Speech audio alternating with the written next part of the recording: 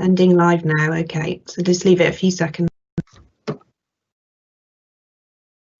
Right, good morning one and all, and welcome to the West Mercia Energy Joint Committee meeting of Tuesday the 29th of September 2020, which we are holding virtually, which is a bit of a first, I think, for West Mercia Energy. Good morning and welcome to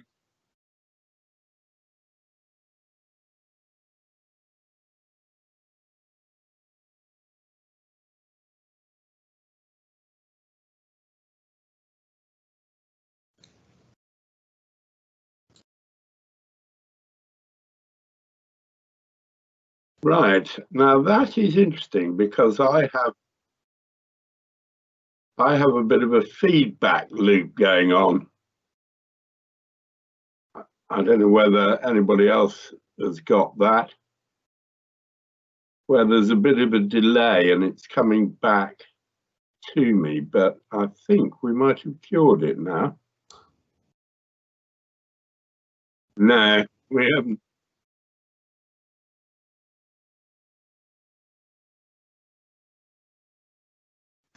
Chair, try turning your volume down slightly.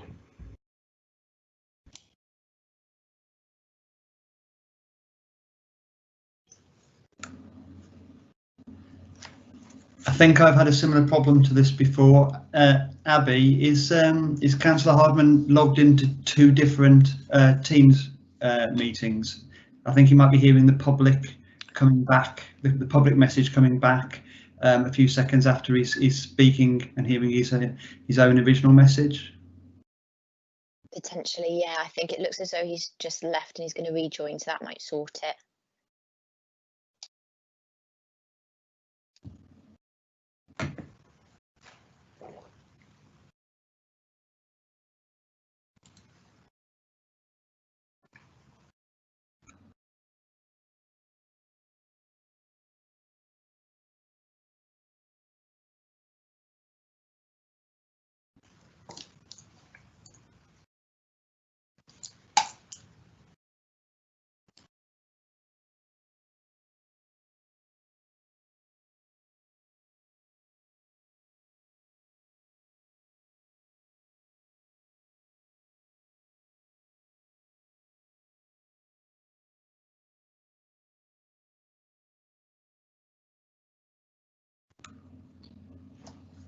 If we continue to have problems, is the Vice Chair ready to take over if necessary?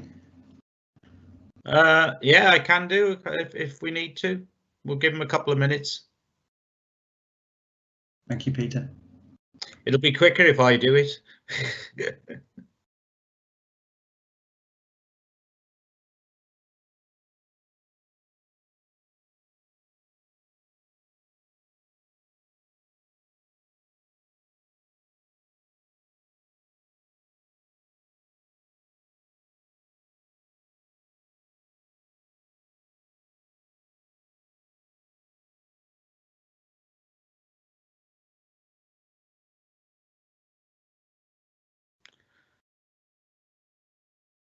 Shall we crack on, and then if Adrian comes back, he can take over again? I'll just do the easy bits at the front. Have we had any apologies for absence?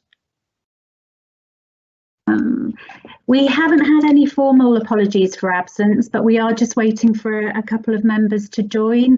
So they may join as we go through the meeting, but no formal member apologies. Right, I'll leave you to use your discretion how you deal with that then. Right, okay. Item 2 were the minutes, and they were circulated. I've read them, they all look pretty straightforward to me. Anybody got any comments on the minutes? No, unless anybody indicates differently, then I think I would suggest we accept them as true record. Great. Right, that's agreed then. Public questions, have we had any public questions? No, Chairman, no public questions have been received. Right, disclosable pecuniary interests. Anybody got anything to declare? No, that's all quiet then. Right, item 5, supplier contracts. I assume, Nigel, you're going to talk us through this? Yes, Vice Chair, Nigel Evans, Director, West Mercia Energy. Our standing orders indicate that we will maintain a register and contain records of any actions under certain clauses within the standing orders. And they also state that the register shall be open for inspection at each meeting. I've got the register here, and I'm supposed to advise you verbally of any entries in the register since the last meeting, of which there has been one. Entry dated 13th of March, and it relates to the supply of bulk LPG, which is liquefied petroleum gas. And the contract has been let in accordance with Standing Order 3.2(3), which states, for the extension, addition or maintenance of existing goods or services where the director is satisfied that this can only be conducted satisfactorily by the original contractor or supplier. And that's the case here. The supplier is Calagas, and they have their own tanks at schools and other facilities, and it's not cost effective for another supplier to replace, or possibly on occasions, given how the setup is around the schools, to replace the tanks. So we maintain our current contract arrangement with Calagas. That's all there is on the register this time. So it's just a question of noting that then, is it? Indeed, indeed. Right. Okay, so that will be noted. Right, moving on then. Item 6, statement of accounts and annual governance statements. Now it says contact James Walton, so I didn't know whether it was Nigel or James who was going to do the talking. James looks like he's ready to go. James. Yep. Thank you, Chair. James Walton, Shropshire Council, Director of Finance, Governance Insurance, and the Treasurer for West Mercia Energy. This item we need to consider alongside the external audit findings report, which is later on the agenda. But basically, this report provides a copy of the letter of representation, which needs to be signed by the chairman at the end of the meeting, which the external auditors need to confirm that the information that has been disclosed within the accounts is correct. Then the second appendix is the actual statement of accounts for the 1920 financial year, and then the third element is the annual governance statement, which sets out the overall governance arrangements for West Mercia Energy. So the statement itself contains all the details of the last financial year. There's been an increase in turnover from the previous year, which with a surplus which is now just short of £900,000, which was again up on the previous year. This was driven by quite a high level of customer retention, but also new procurement options were built in for a number of customers as well. So that's continuing to expand the business. Going forward, obviously, we've got in the current financial year, we need to take into account COVID-19 and the impact that's having on property and energy usage, but also Brexit as that comes in, and obviously that's going to be an issue. Those two issues may be partly indistinguishable in a number of ways going forward. In terms of the actual statement of accounts, the pensions liability for former West Mercia Supplies employees is still part of the accounts for 2019-20. This is the last year that it will form part of these accounts before a separate West Mercia Supplies pension committee comes into being, and that will remove that element from the balance sheet going forward. So the detailed statements are included at, say, Appendix 2, and if there are any detailed technical questions, then I'll do my best to hand over to Nigel to answer those as necessary. Thank you. Right.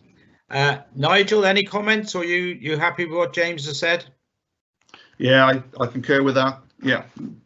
Right. So, members, any comments? No. So, do we then need to formally accept the accounts, the statement of accounts and the annual governance statement? I'm quite happy to propose that from the chair. Yeah, it's just the three recommendations, Chair. So to note the letter of representation, consider the finalised accounts, and then consider the annual governance statement, and then they can then be signed by the chairman and myself as necessary. Right. So as I say, I'll propose the 3 recommendations en bloc. I could do with somebody seconding them. I don't know who we've got exactly around, but I'm among the members. Can I have somebody offer to second them? Chair, I'm happy to second them. Right. Thank you. Right. Any Can I comments? say, I've noticed various emails coming from Hereford officers and members saying they're struggling to log on. So they're ready to come on board, but frustratingly can't come on. So I don't know whether we want to pause while the technical issues are sorted, or how you feel about it, Chair. Obviously, Councillor Harman I'm never quite sure what our rules are. Do we need somebody from every council to make it a quorum committee, or can we carry on anyway? Vice Chairman, I understand that the rules, and Nigel and James will maybe know as well, it's 2 members from 2 separate authorities to be quorate, which we do have at the moment. Right. I've just had a similar message from the auditors as well, saying that they're trying to log in and can't seem to get in. It seems to be a live event rather than a meeting. I had the same problem, and I had to go in via the calendar on Teams rather than the link. I do know Abby is ringing. She's at the moment she's contacting Councillor Hardman to find out what troubles he's having. So Abby is trying to rectify the problems that we're having. But so, do you think we should have a break for a couple of minutes and wait? All right, we'll give them all a couple of minutes and see where we're at. So if everyone wants to just mute their microphones for now while we pause, have a short adjournment.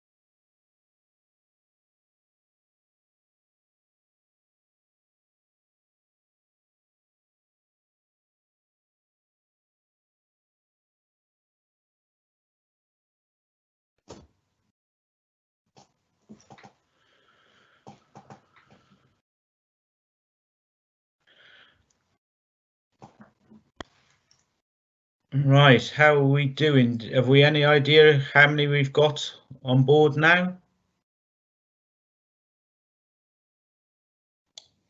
Do you think it would be worth just doing a quick roll call, Councillor Nutting, just to see? Okay, yeah, I can. I've emailed each of the member who's contacted me to say they're having problems logging on. I've given them the IT services help desk number, and they are on standby to help with any technical questions. So is it worth having a roll call? Right, well, let's see who we've got and who we haven't. So if we start with Herefordshire, I'm sorry, I don't know everybody personally. I'm going down the list. Elle Harvey. I know she's trying to log on at the moment. Right. Muted if you've got a line through the microphone. So there we go. Ah, Adrian's back with us. Right, I'm going to hand you back to Adrian. I've been cracking on, and we've got to the item about the statement of accounts, and I had got them proposed and seconded, but we had put a stop on then to allow people to get connect with us. So I'll hand it back to you now. Right, thank you very much for stepping in, Peter. Unfortunately, what I didn't realise is that I had to join through Shropshire rather than Worcestershire, and I suspect that's what's stopping other people joining as well. So we've got one or two, I think, on the way. So are we going to progress this meeting? Adrian, can I just ask a question or make a comment? I noticed that you, Mark Saunders and Nigel Hudson were all not accepted, whatever that means on the screen. So whether they're trying to come in through Shropshire or not, I don't know. I think it's because we were trying to join through Worcestershire rather than the Shropshire portal. Because I'm now in Shropshire Council rather than Worcestershire, and that's what the error is, I'm afraid. We've got one or two others trying to. If I could just, it's Emily Marshall, Committee Officer. Abby is contacting the members who are having trouble joining. She's resending the joining instructions for them. So if we just give them a few more minutes, Abby is contacting them to offer some assistance. Yeah. No, good. So John will be off and running fairly soon, I suspect.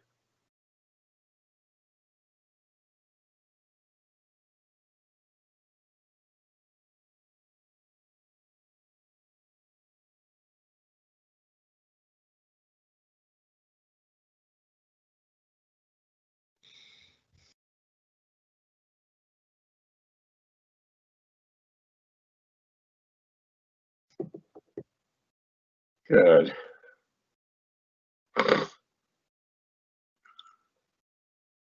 No, I didn't realise that Teams worked in this way. I have to say, I presumed it was always a standard entry. Adrian, I had the same problem. I only know because I'm on the pensions fund as well and have struggled to get into Shropshire. And those funny little drop downs at the top, but even then that doesn't seem to solve it always. So yeah, no, that's the key of it to it, isn't it? Is the drop downs at the top. It appears to be, although I'm in Telford and Wrekin at the moment in the drop down. Oh right, but it'll allow you to join. Yeah, well, I tried to go in through Shropshire to start with, and it didn't. I couldn't get in. It just said it hasn't started. So. Okay. Well, we're sort of nearly there, I think.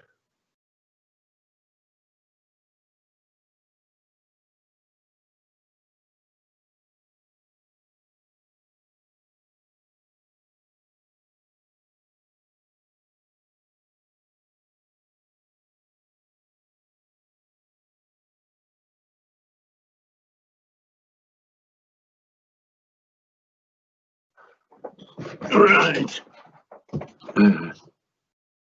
Now, what I can't work out.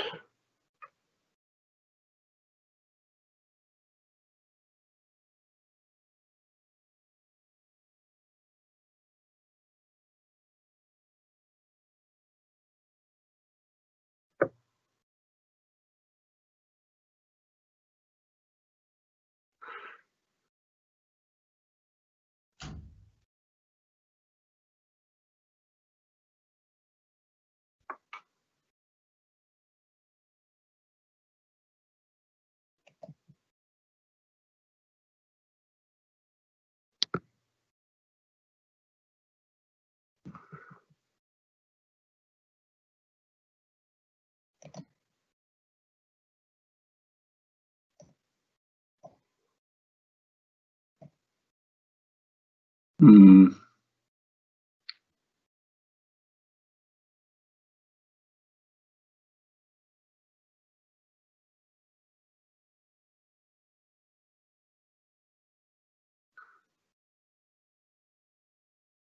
Right, Nigel, are we, do you think we're in a position to carry on? You can't hear me now, can you? You're muted, Nigel. No, I can't. I was trying to get the screen back up. That's all right. There's various correspondence kicking around. Dave Rowley from Grant Thornton still trying to log on, who's presenting the next paper, and I can see that Abby's just resent some joining instructions. So so there's certainly one officer and 2 members from Herefordshire trying to get on, or have been for the last quarter of an hour. Yeah. And Dave from Grant Thornton as well. So it's who's doing the next paper, and I'm not sure if we've got anybody from external audit here yet as well. Pete Cadderton. So, well, I was going to say it makes sense, I think, that we agree the statement of accounts because we are quorate. So if I can propose that, unless Peter's already done it. Yeah, it was proposed and seconded. Yeah. Right. But I'm quite happy for you to do it, whatever. No. Well, that's fine. And so if we can just agree that those of us who are online with a show, because we are quorate. Yeah. Thanks, Ray, for joining. All agreed? Yeah, I'm happy to agree. Yeah. Great. John, I'm sure agrees. Agreed.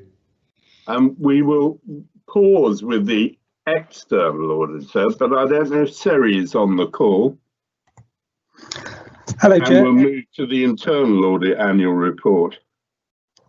Hello, Chair. It's Pete Chatterton, Principal of Shropshire Council. I can take the internal audit report in Kerry's absence, if that's okay with yourself. Yeah, no, great. Pages 83 to 90. Okay, so this is the summary of the work that internal audits have undertaken during 2019-20. A lot of the content of the report will be familiar to members because the individual reports were taken to the February committee. But this basically just summarises the position for the final year. So it confirms that we completed 100% of the planned work.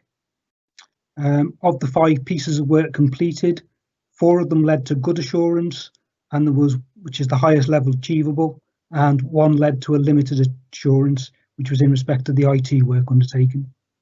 Members may remember that in respect of the 1 limited assurance report, that related to the ongoing redevelopment of the existing IT systems, and this level of insurance was not unusual for something that was mid-project.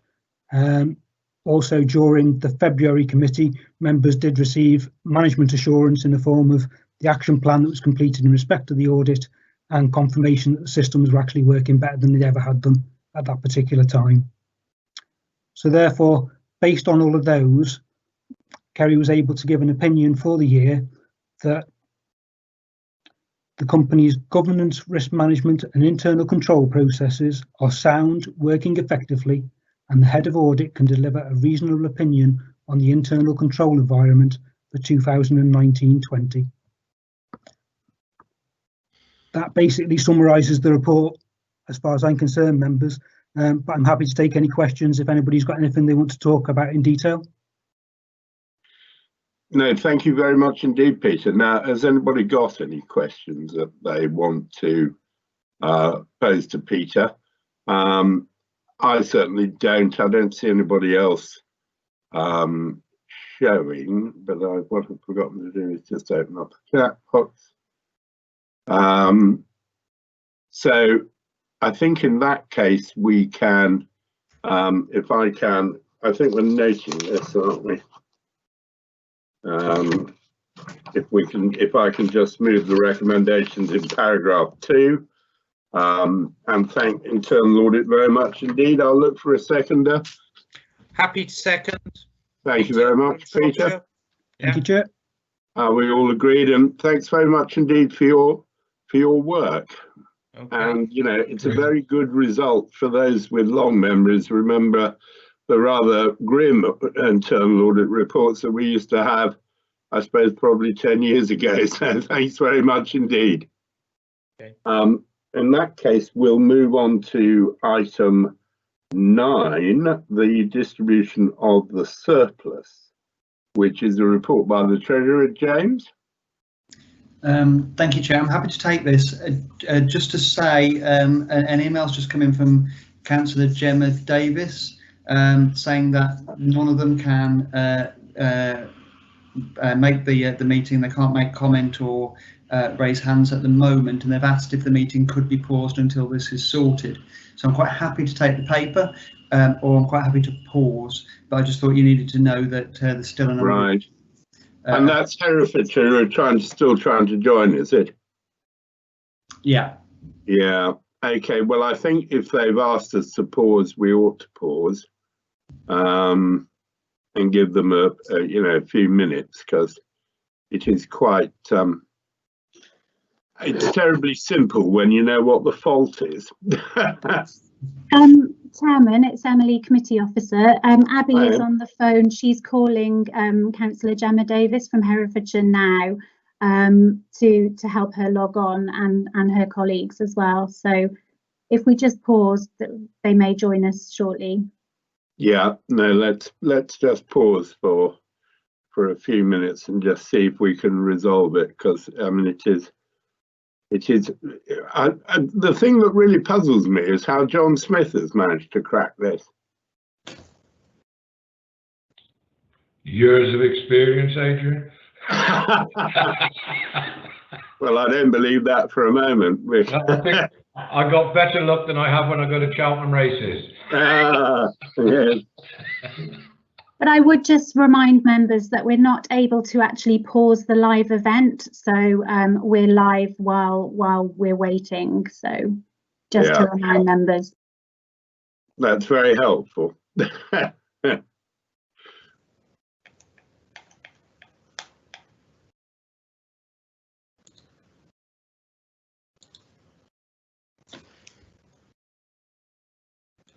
Have we? And have the external auditors managed to join us yet? I can't see them.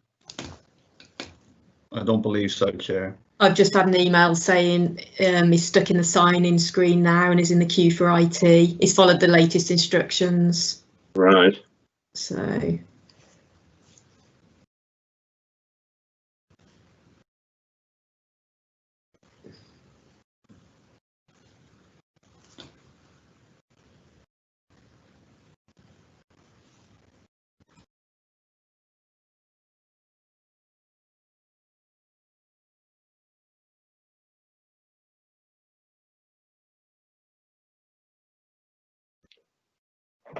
The sun's come out so strongly, I'm going to have to draw the curtains now. That's a bit better.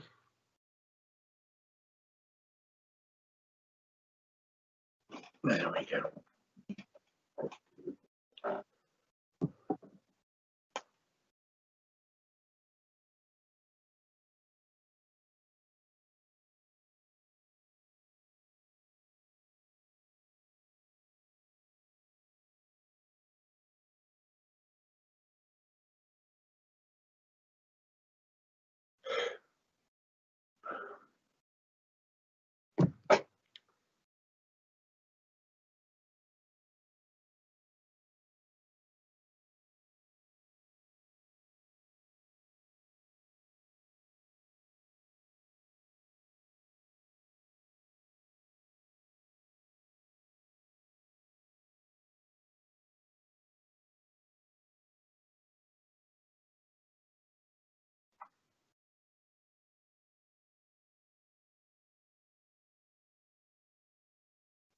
The Herefordshire use Teams. We're in the process of migrating to it. I believe they do. Yes. Yeah, I was told they did when we offered training. Yeah, no. It is strange. I always have problems getting into Shropshire, but I don't know, maybe everybody has a problem getting into Telford as well, but I do mean via Teams, not the road. Via Teams, yeah. And yes, it worked all right for the LGA the other day, which slightly, we had a very jolly team meeting with that. I mean, it all seemed to go very well. Don't the LGA usually use Zoom? Yeah, no, I was a bit puzzled as to why they do normally use Zoom, but in this case, we were on Teams, so I'm not too sure quite why. But we have Matt Hancock joining us, so maybe that was probably why. I don't know what government use. I think they tend to use Teams. Could be, yes. So I would think that's why, but you're right, no, they seem to be fans of Zoom, as are all my parish councils, Yes, yes. I think it's something to do with numbers, but I may be wrong. Yeah, no, I think you're right.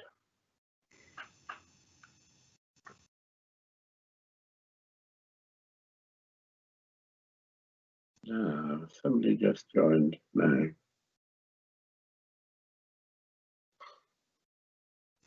So it's me, I turn the camera off when nothing's happening.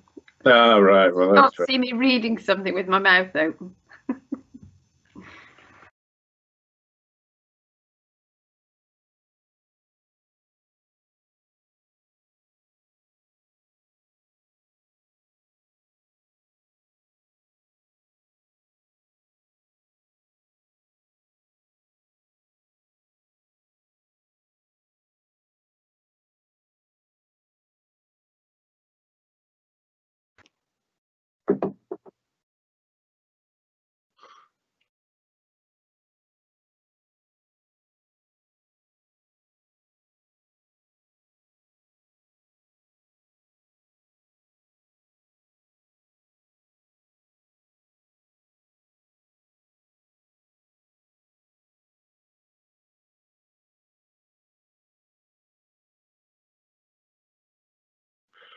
Now, Emily's put up in the chat box, should we adjourn to another date? I think we have signed off the account, but I think the reason why I'd like to keep on going is to get the external audit report through and the distribution of the surplus agreed today.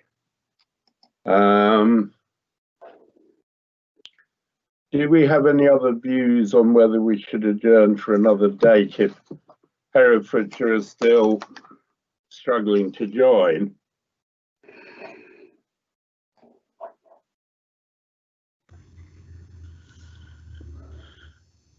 Peter, what do you think? I try and crack on, but I'm falling out with Herefordshire at various things, so I'm a bit reluctant to say too much. But I do think the business needs, and there's nothing controversial, I wouldn't have thought, on this agenda. I did look at the agenda and think it was pretty straightforward. If I thought there was anything controversial, it would be different. No, that's what my view is, but I do think it's important that we, if we can,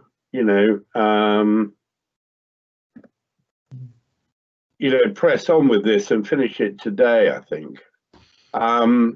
Adrian, yeah. I know I don't understand the technology, but can Hereford not ring in?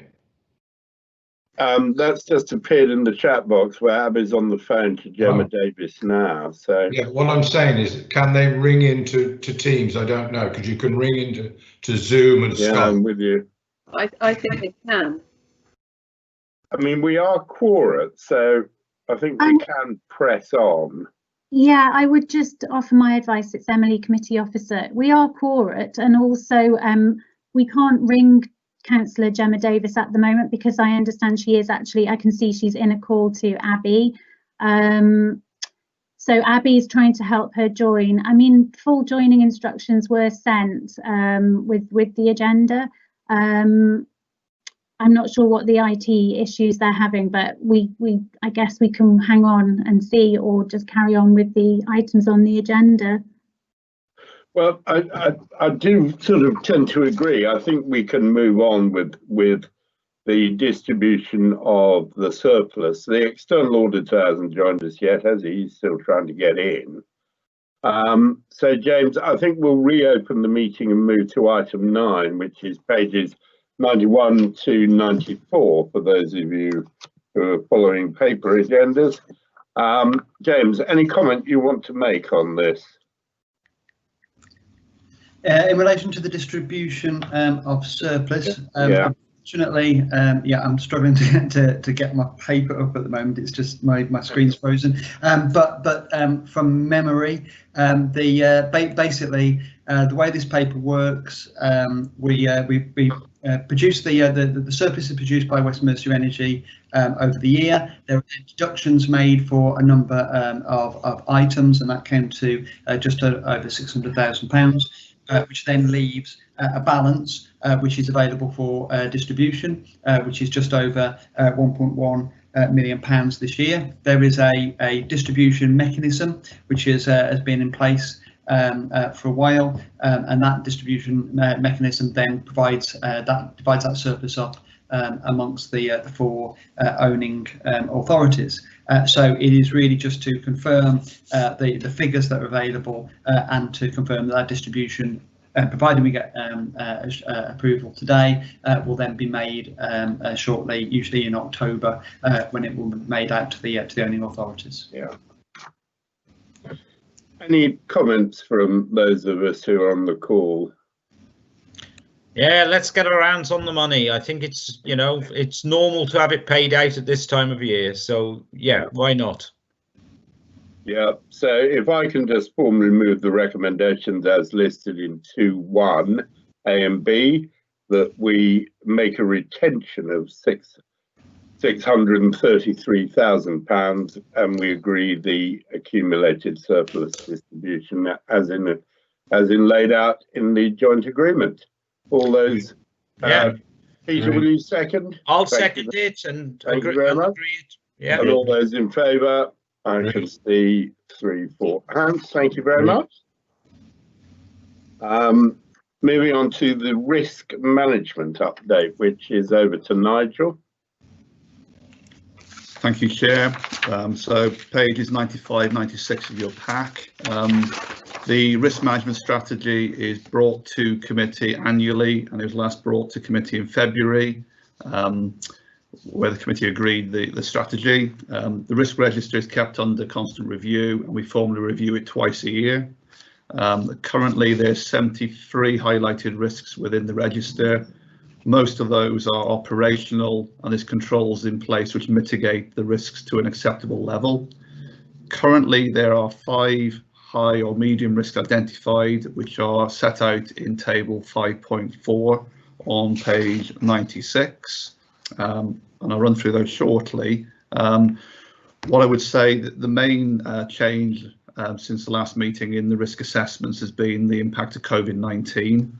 And we've seen 1 risk increase there from medium to high, and that's relating to the breach of product tolerance levels, relating to our gas cash out. And also I brought in a new risk of specifically down to COVID-19 on lower volumes consumed. So that's a new medium risk that I've identified. The 3 other risks, the 3 other medium risks as identified before remain at a medium level. And I just add, we've rescored 3 other medium risks from previous products to satisfy customers' green agenda. We've reduced the likelihood to 3. The loss of a number of terminations on the customer contract side, the impact is reduced on that. And the final one that was identified as medium last time related to the negative asset position of the balance sheet of WME relating to the pension liability. And there's been changes made to that whereby the pension liability will move from the WME books from April 20. So that risk has almost disappeared now. So hence why that risk is now reclassified as low. So those are the change in the risks. I've just made reference to Brexit, which was covered quite a bit of the paper 12 months ago. I would say it ceased to be a factor impacting the energy markets primarily, and there's been a lot more focus on COVID-19 and other elements such as carbon. It has been considered, but it's covered within other risks rather than a specific risk for Brexit. So that's where we are. That's the changes. I think that makes sense given the impact of COVID over the last few months. We'll keep a close eye on them moving forward. But happy for you to ask any questions, or otherwise consider and endorse the report, please, Chair. Thank you very much, Nigel. Now, do we have any questions? There's nothing popped up in the chat box. Yes, please, Adrian. Adrian, can I just comment quickly? Yep.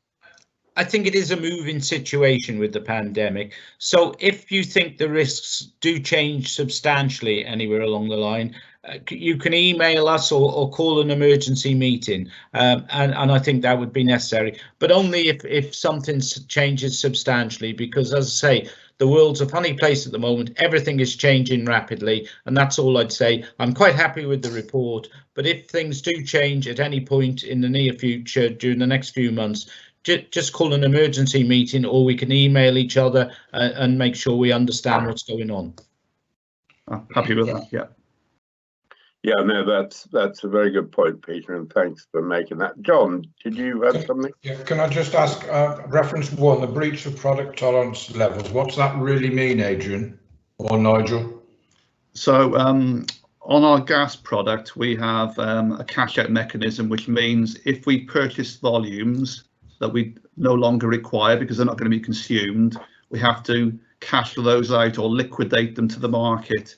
So in April and May, we saw the day-ahead price of the market for gas drop significantly. So we were cashing out the volumes at a loss. So that was breaching our top product tolerance levels. That's in a nutshell. Okay, thanks for that, Nigel. Thanks, Joan. The only question I had, Nigel, was 73 risks. Sounds an awful lot to me. Indeed. A lot of them are fairly low level. A lot of them are an acceptable risk level.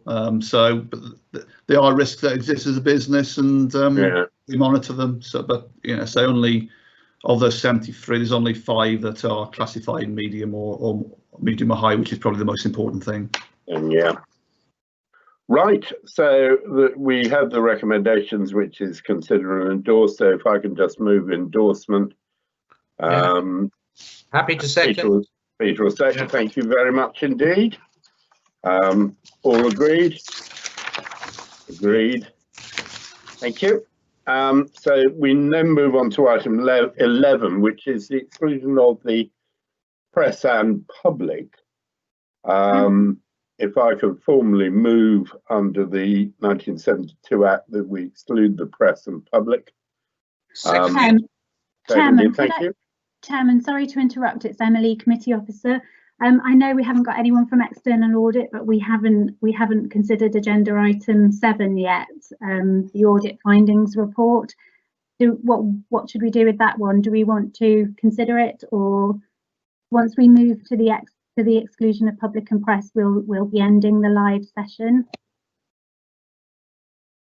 No, I mean, the report has been circulated, and I assume everybody's read it. I didn't have any particular issues with it, so unless anybody's got any issues, we could go back and agree it, unless anybody really thinks differently.